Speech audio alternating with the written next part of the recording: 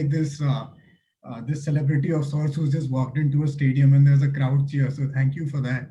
Um, I'm personally very excited and looking forward to this course for many reasons. One, I think Wizlaw has done a fantastic job uh, of bringing subjects very. I mean, see, arbitration is a subject which is being taught online. I think every second post you see on LinkedIn will have an arbitration course online. I'm not here to tell you what makes this special because I think that's what you will figure out at the end of the course. I'm not here to tell you that I'm so special or anything like that. But I want to tell you one thing, and this is the reason that I associated with Wizlaw in the first place, is because I love teaching. I can teach under a tree, but more importantly, because I started online teaching with my own endeavor in an arbitration course in 2018. But unfortunately, I couldn't carry it through. So when I got a call from Wizlaw saying, "Would you be interested in taking a course on arbitration online?" I said yes, absolutely, because I did it before. I enjoyed it thoroughly. I am still very close to the 22 or 23 individuals who signed up for my course. We've shared blogs, we've written articles, I've written letters of recommendation for them. They remember me after they've got jobs. And I think that feeling is why I teach, because it helps me find my purpose in the success of other people. So that's just why I teach. Now let's talk about what this course will bring. Well, you see, you can learn arbitration from anywhere. You can learn arbitration in law school, outside law school. You can learn arbitration in an internship. All those things are there. But what you don't get is the concept behind what you're learning. So in law school, what happens is that you will be given Renu Sagar, ONGC versus Saw Pipes. You will be given the Bhatia judgment, and you'll be like, okay, this is what Bhatia said, that part one will apply to foreign arbitrations as well. You don't know if that's good or bad, right or wrong. Why was Bhatia overruled? What went wrong? Why is it that arbitration suddenly became this alternative, the go-to mechanism for dispute resolution? Those are questions that we want to answer. And then there is this inherent problem, which if you have done contract law, you would know that any agreement in restraint of legal proceedings is void, right? I think section 28 or 29 of the Contract Act says that. And then you wonder if any agreement in restraint of legal proceedings is void, then how is arbitration allowed? Because at the end of the day, it's an agreement. It's based on consent, and consent. So what is arbitration? How is it different from mediation? How is it different from conciliation? Right? What is so international about this dispute resolution that is not so international about our court dispute resolution or litigation as we understand it? And those are concepts that I don't think the Bar Council syllabus or our law school curriculum pays sufficient attention to, because it comes from a practitioner's point of view, right? So I'm not here to teach you seat means XYZ and give you a definition of seat. The way I want to approach this course, and I've had lengthy discussions with the Wizlaw board on this. I want this to be a Q&A kind of course where you ask me, what is the difference between seat and venue? And then we discuss it. We discuss why is seat different from venue? Why are we going to talk about these concepts? Why is jurisdiction under arbitration very different from section 16 to 20 of the CPC? And we are going to answer these muddled waters, these gray areas that conceptually we think we understand, but when we actually get into the meat of these concepts, we don't know how they're supposed to apply. Just to give you a very broad hint, Section 19 says Evidence Act and CPC shall not apply. But the devil in the detail is that it does not say it shall not apply. It just says the tribunal shall not be bound by them, which leaves us at for what? If CPC doesn't apply and Evidence Act doesn't apply, then what is supposed to apply? At the end of the day, at the heart of it all, it is a judicial proceeding, a quasi-judicial proceeding, which means what procedure is it supposed to follow? What rules of evidence? Can I submit illegal evidence? Right? What about privileged communication? Do I mark documents as annexures? Do I mark them as exhibits? What is the difference between an annexure and exhibit? Do I have to prove things in evidence in arbitration, or the tribunal has complete leeway to do it? Can I ask for production of documents? Do I send notices? Will the tribunal automatically allow production? Right? So the way I envisage teaching this course is from those questions. And which is why I said the sessions that I will take, I will expect you to ask as many questions as you want, as and when I teach, because that will give you the clarity to actually apply the concepts of arbitration. What is arbitration? It's a neutral adjudication, which is final and binding. So as opposed to going to a court where you can't pick the judge, in arbitration, you can pick the judge, which is called the arbitrator. I mean, who's called the arbitrator? Then you don't want CPC and evidence to apply, then what will apply? And again, you have the choice to determine what will apply. You can apply rules of institutions like the LCIA, the Singapore International Arbitration Center, the Mumbai Arbitration Center called the MCIA, the Nani Palkiwala Center. And those are called institutional arbitrations. Or you can have the tribunal decide whatever they want, which are called ad hoc arbitrations, right? And then you have these options of UNCITRAL rules, International Bar Association guidelines. You have soft law instruments called the UNIDROIT principles of law, contract law. You have the Convention on International Sale of Goods. And that is where the world is doing commerce today. That is what we really mean by international commercial arbitration. That international contracts, the disputes arising out of them, and how do we solve them? But just because the word international is used, it doesn't mean that we will not address domestic law arbitration or domestic arbitrations. The core of arbitration remains the same. If parties are located in two different countries, it becomes international. If they're located in the same country governed by the same law, it becomes domestic. And then you have the recent judgments of the Supreme Court, which say that two Indian parties can choose a foreign seat, and how that will fundamentally alter the understanding of arbitration today, right? Then you have these, that's going to be our breakout session. Then you have these concepts and problems like, what about partnership law? What about the Indian Contract Act? What about the Companies Act? What about the Takeover Code? Do these still apply to arbitration? When does a dispute become arbitrable or inarbitrable? Right? So what Manas was referring to, the citation of the Supreme Court. So I had written a paper on public policy and arbitrability, which was then recognized in the judgment of Vidya Drolia versus Durga Trading by a 3-judge bench. And these are the questions that I tried to answer, that to what extent domestic law will affect arbitration, and when is it that parties can choose arbitration, and when is it that they can't? For example, in criminal law matters, you can't have arbitration. Why? Because those are sovereign rights of the state. That's what public policy means. Right? But all this is very good, very fancy. Let's get to the heart of it all. What is an arbitration agreement? How is it different from an ordinary contract?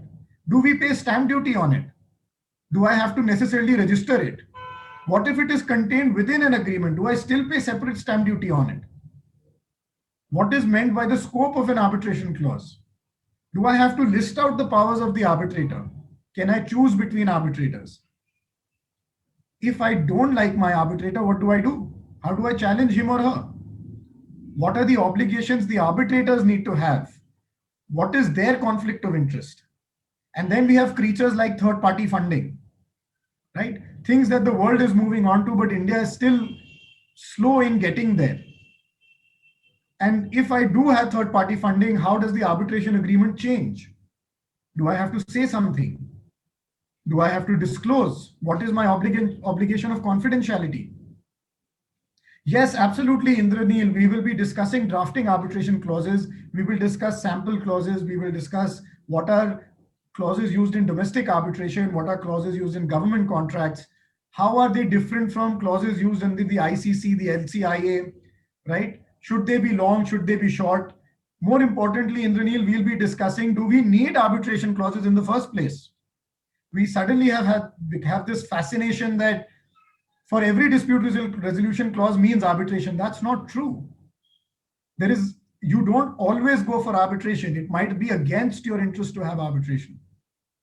And those are the kind of tricky details we will try to answer from a risk allocation perspective. Like I said, I don't want to get into the theory of it. I want to tell you that your client is going to have a problem if they have an arbitration clause. And that's not something you would like to hear, but that's the truth. And this is why I believe that this course does not address those theoretical ideas. When arbitration, why arbitration, how arbitration, why not arbitration is what I'm looking to address. And that's when we come to applicable law. What kind of laws can apply to arbitration? Does one law apply? Do two laws apply? What is the concept of lex arbitri? What is lex fori? What is lex curae? What is the mercantile law? How is it that these conventions and bilateral treaties and investment treaties apply within the framework of arbitration? Right? When is it that I can challenge an arbitrator within the framework of domestic law? Can I approach the High Court under Article 226 and 227? Does writ jurisdiction still extend to arbitration agreements? So these are the kind of questions that, see, the overall purpose is I practice arbitration, I teach arbitration, and I want to bridge the gap in what happens in real arbitrations and what is given in our textbooks. So when you start out your arbitration practice, or if you already have an arbitration practice, or if you're still in college and you want to learn arbitration, prepare for a moot, you know exactly how this happens in real life and what you're required to know. So we will walk through procedural orders. I will show you how a procedural order comes out, which is very different from the general rule civil as we understand in courtroom proceedings. When the tribunal tells you you have to print on A4 sheets, double-sided, the PDF should be searchable, right? Then what is a Redfern schedule? What is a Scots schedule? What do you put in a Redfern schedule? Why do you put it in a Redfern schedule? And when can a party object? What kind of objections can be taken? What is a notice of arbitration? If you want to appoint an arbitrator, what are the kind of declarations you need from the arbitrator? You can't just pick any person of your choice and make them an arbitrator, right? Given that I also frequently write about arbitration law, I will also give you my cynicism, my criticism of the current law. But more importantly, the aim is to make you understand the model law, where it all started, how arbitration actually was conceived by the UNCITRAL, and how we have deviated from the model law while enacting the Arbitration and Conciliation Act 1996. So the way we understand international arbitrations and the way we understand domestic arbitrations are two entirely different concepts. And this will reflect in our topic, in our discussion of interim measures. And interim measures in international arbitrations happens to be the subject of my doctoral thesis, right? And therefore I have painstakingly studied every single judgment that has come out on section 9 and 17. And we can have, like, I can teach this entire course on interim measures alone. But the point is, I can give you those aspects which you will need when you appear in a section 9 petition. If you are interning with an office which is appearing in a section 9, what are the concepts you need to understand? What is the concept of priority of jurisdiction, primary jurisdiction? What is secondary jurisdiction? Why does the tribunal trump over these proceedings? Very right, there's going to be a guest lecture by Jonathan Lim. He's going to talk, I think, about arbitration proceedings. We both will discuss how arbitration proceedings happen in a domestic context, in an international context. He's going to give you insights from his own practice. He's a counsel at WilmerHale, right? Who he has worked with Gary Bond. He's an associate of Gary Bond. I'm doing my PhD with Professor Kroll. There are many things we have done together. Jonathan and I have taught a course at NUJS together. So we are going to try and build all of that to make you ready for the internship, for your job, for your interview, and more importantly, for the practice of arbitration. Ideally, I would have liked to call this the practice and procedure of arbitration, but that's an advanced course. And it's difficult to do practice and procedure in just 12 hours because evidence alone will take 6 hours. So, I mean, when I discussed this with Rohan, when I discussed this with Manas, then we came to the point that we go with the basics. First, we explain the concepts, and then people who want to have an advanced course, we will have it for them later.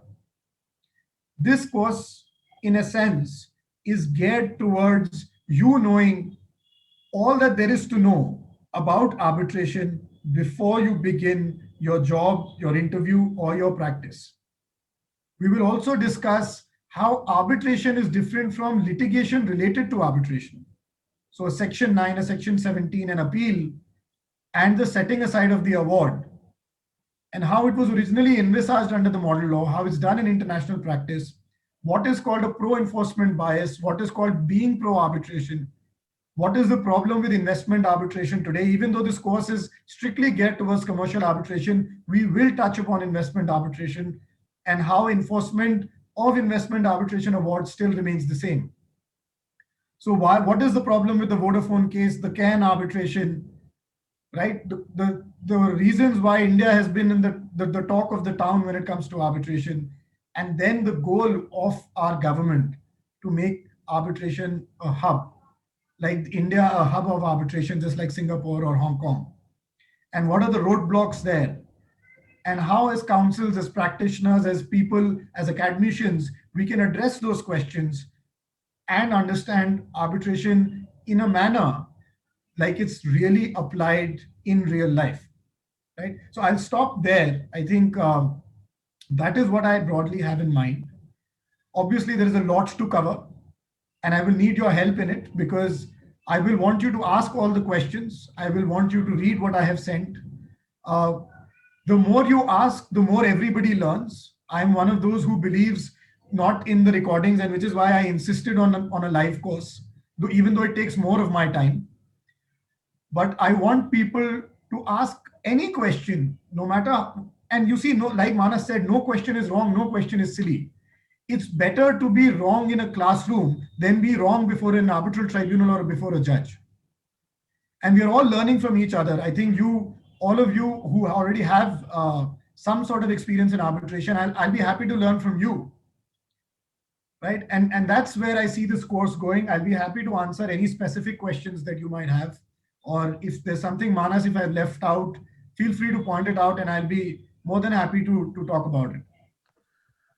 Sir, quite honestly, I think you've summed up the whole course very beautifully, and also how you intend to really give the students, or even for that matter practicing professionals as learners, a very good insight, or rather a different perspective on how they've seen arbitration. It was really heartwarming to hear from you. I mean, I think this is also something that we never really went into depths into our discussions, but how you said, as a practitioner who's really lived and breathed it, you will also be sharing your critique, and you'll also be giving them an analytical outlook towards how arbitration is. So, sir, I have a question from Deepika, and the question is, would it be good to enroll for this advanced level course for a law student who's not done law of arbitration theoretically yet? Well, Deepika, like I said, the advanced course has been pushed, it has been postponed.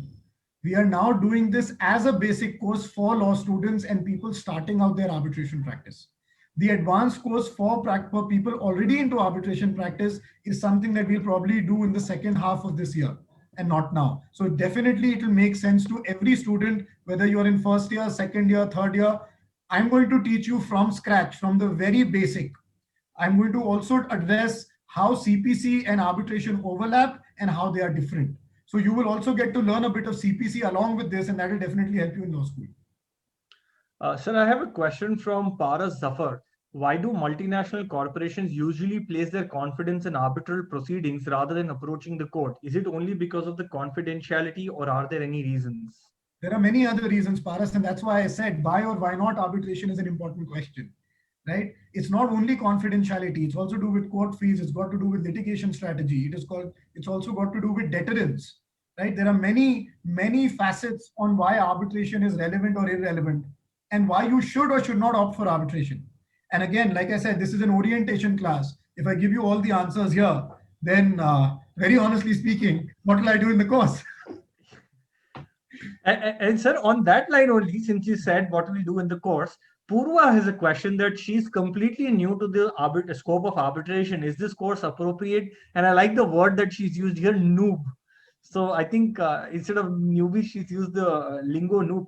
But if I may just answer something, sir, before you go on, Purva, I think given the fact that it's basics of arbitration, I think it definitely makes a good case for you if you really want to start getting your hands dirty and learn about arbitration. But over to you, sir, since you're going to be the one who's going to teach them. I think you're the best person to answer it for them. No, Manas, you're absolutely right. See, the idea is nobody is a newbie. When I started out, I was a newbie. I was a noob or whatever good term exists for it. We all start somewhere. The question is, do you want to do it now or do you want to do it later? Yeah. And the answer is very simple. If you do it now, you are miles ahead of the person who starts 2 years later.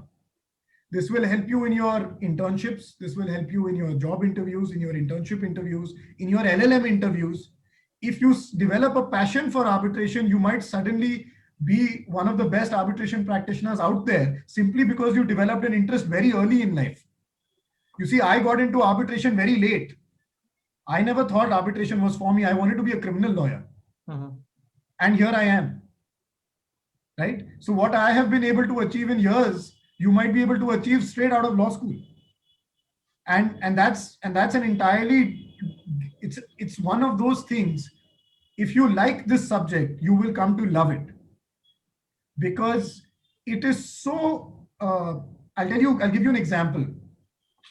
So during my arbitration, some of them abroad, outside India, you will realize that no matter which culture people come from, you all speak the same language in arbitration.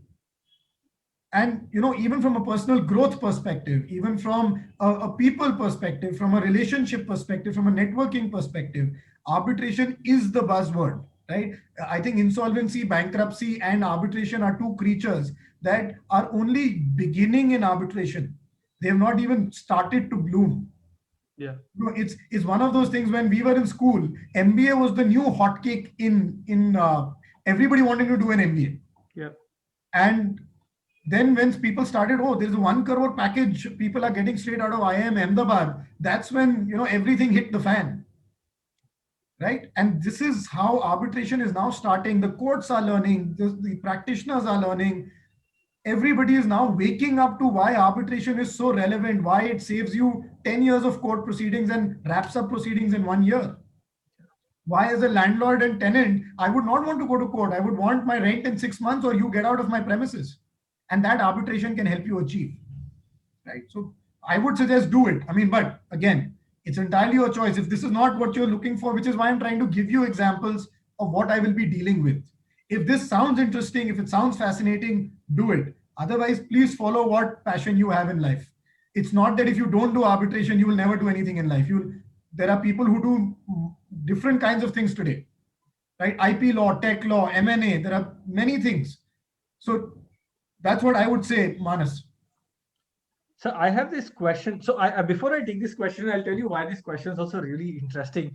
So what I wanted to just supplement to what Sir said is, see, I think in the interest of his practice, I won't take names, but he recently represented a lawyer of a prominent law firm as well. Now, you can imagine that people who are lawyers themselves have disputes amongst themselves, but are opting for out-of-court settlements, whether it is mandated by the court or by themselves.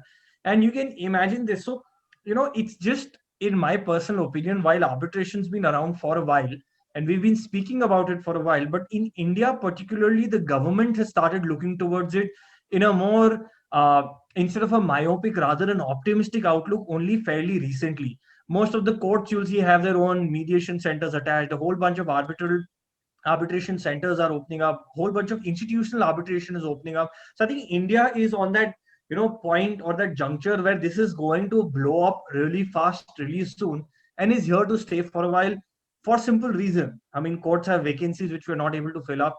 Courts have cases that have been pending for so long, and then courts also have a procedure that allow people to exploit gray areas and buy out more time for themselves. Which, quite honestly, I won't say that arbitration is that rampart which solves it all, but it doesn't leave that scope for people to be manipulating the process as deeply as they do in litigation, whether it's civil or criminal.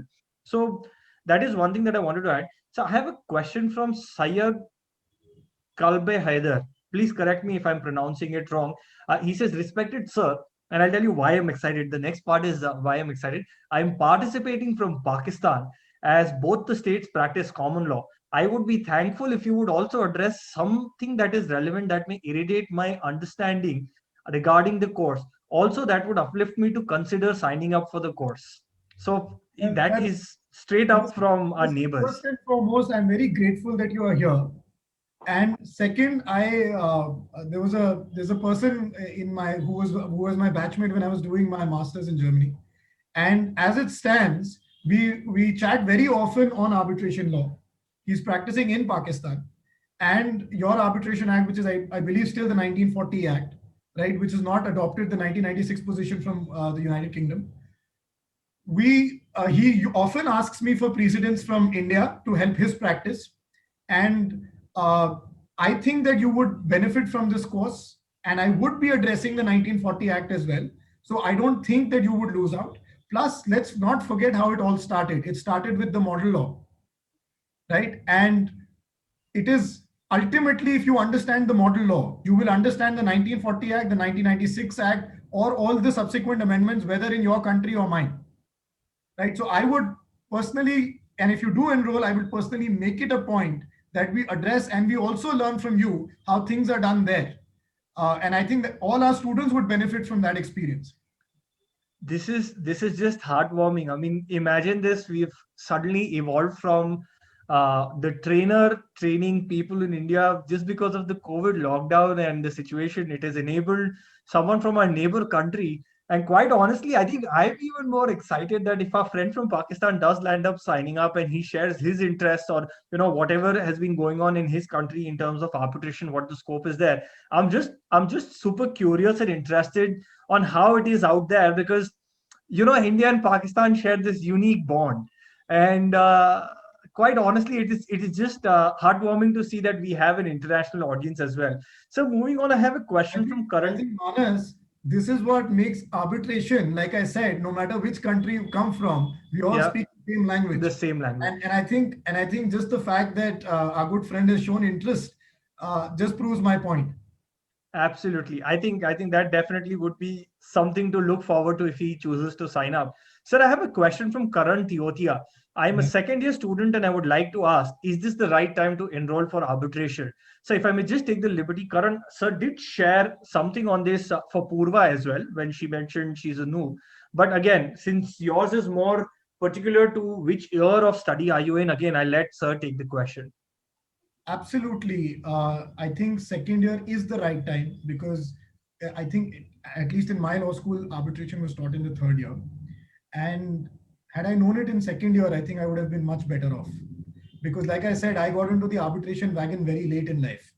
In Mhm. law school, I also just mucked up the textbook, mucked up ONGC versus Sawpipes, Renu Sagar, public policy, and Bhatia and Balko, and passed the exam, little realizing why these cases are important or why they make sense or they don't make sense. And then I had to reread them as a practitioner in order to understand what was the true impact of these decisions and how our procedure changed because of them, right? And if you know all of this in second year, when you actually land up doing CPC or arbitration or an ADR course or a moot or an internship, I think it will stand you in good stead. That's what I believe. Because if I would have known it in second year, I would have been much better off. But I leave the judgment to you. So I have a question from Indraneel Banerjee. The problem of terminology exists in international arbitration. Actual meaning gets lost during translation in local language. Any suggestion on how it can be resolved? Yeah, go back to the source, the model law, the New York Convention. Those two instruments are the Bible of arbitration, right?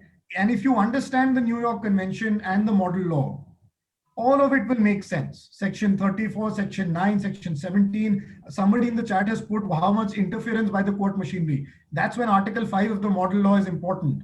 And that's how you have adopted Section 5 under the Arbitration and Conciliation Act, right? Why is it that courts should not interfere in arbitration and only supervise it?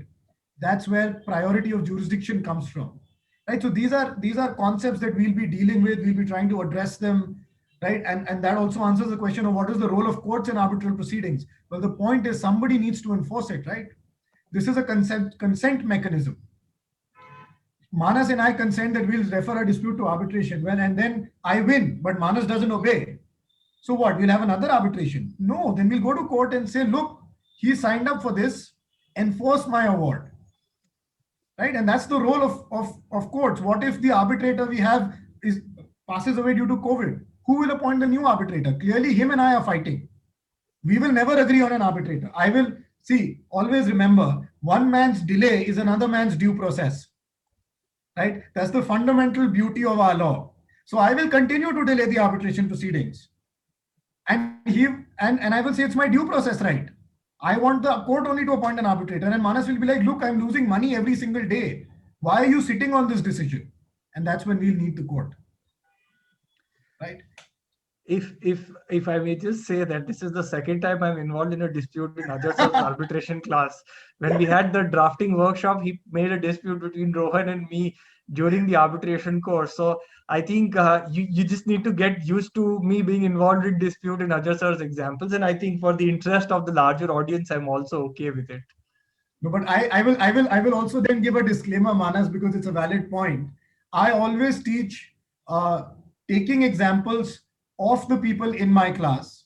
Yeah. Right? Because I think it gives a lot of context. It helps understand things. Yes. Right. Yes. And it filters the message to the receiver. And I've been teaching for years now, and the one feedback that my students have always given me is that the personal examples made me understand better. And that's why I have, very worked hard to inculcate this technique into my method of delivery. So as much as I'd like you to be involved in a dispute, I certainly hope you're not. Well, if not me, then it's going to be one of your learners. And quite honestly, I really agree with how you said that, a little bit of a personalization of the example helps a stronger retention also. I mean, quite honestly, if you just take my name or someone who's sitting next to me or, in a virtual class is available and has their camera on, it just helps me recall it much faster in terms of whenever I'm trying to, revisit my concepts. Sir, I have a question from Vasudha Tiwari. Vasudha, I have allowed you to speak as a panelist. And I'm also requesting you to unmute yourself. Can you just unmute yourself and go ahead and ask the question? She has a really good question, so I thought it'll be best if she asks her directly. If she asks that directly, Vasudha, are you with us? Yes. Yes, sir. Am I audible, sir? Yes, you are. Go ahead. Yes, sir. So actually, while a mentorship program, I guess while I was addressing this thing to someone that I have interest in arbitration. So that person told me that arbitration comes under the domain of litigation. So you have an interest in litigation itself, right? So I couldn't say anything because obviously someone is elder than me and I should not be doing that. So, but I had this question that is arbitration actually under the domain of litigation? And if it is, then can you please just throw some light that how is it right saying that it is under the domain of litigation arbitration? Because I know that in litigation we deal with civil and criminal both the matters, and arbitration doesn't include criminal in its domain. But apart from that, how is it right stating that arbitration comes under the domain of litigation? I think that's a very good question, Vasudha. And Vasudha is your name, right? Did I get that right? Yes. Yes, sir. Yes, sir. All right. I think that's a very good question, and I'll answer that. Arbitration is litigation, but the facet of arbitration is slightly different. See, litigation is anything which involves an adversarial process where I have to prove my case and one person wins and the other loses. That's called litigation.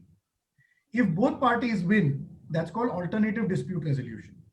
The beauty of arbitration is that while it is litigation, there is a concept called party autonomy, which allows you to tailor what kind of disputes you refer. See, in broadly speaking, an arbitrator or an arbitral tribunal has all the powers of a civil court, but it gives you the beauty to pick your judges, pick the time in which you want your dispute decided, pick the rules of evidence you want to pick the place whose law you want to apply, pick the kind of law you want to apply, and therefore traditional litigation in courtroom, which does not give you so many options.